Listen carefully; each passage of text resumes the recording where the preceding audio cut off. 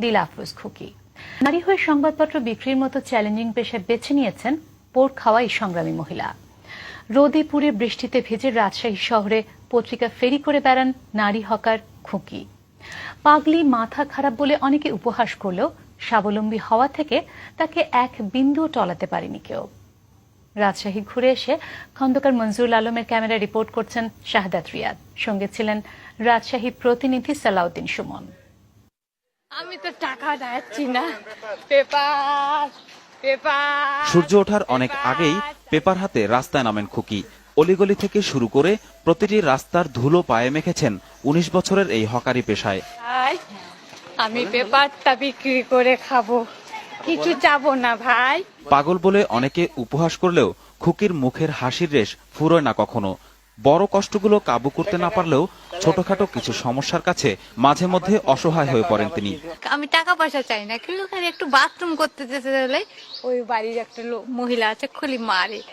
কিশোরী বয়সে বিয়ে হয়েছিল ৭০ বছরের এক বৃদ্ধের সঙ্গে, কিন্তু মাসখানেকের মাথায় স্বামীর মৃত্যুতে বিধবা হন খুকি।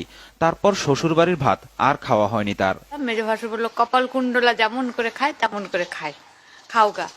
তাহলে আমি কপাল কুণ্ডলা কেমন করেছে, নৌকা বই। আমি বলছি আচ্ছা নৌকা বইবো না, রাজশাহী টাউনে সাদা সাদা ডিম বিক্রি করবো, আর আপনি সেই ডিমটা কিনে নেবেন।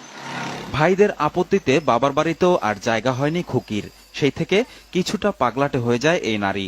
একদিন রাস্তায় একটি মানিব্যাগ কুড়িয়ে পেয়ে সেটি ফেরত দিলে ১৫০ টাকা বকশিশ দেন মানিব্যাগের মালিক। সে আমি অনেক বড় লোক, রাস্তা টাউনে সবাইকে বলছি, বাদর কবির সবাইকে বলছি আমি কত বড় লোক, ১৫০ টাকা আছে, কারো আছে? তখন এই ১৫০ টাকা দিয়ে পেপারে কাজে লাগলাম। সারাদিনের ৩০০ টাকা রোজগারের মধ্যে নিজের খরচ মাত্র ৪০ টাকা।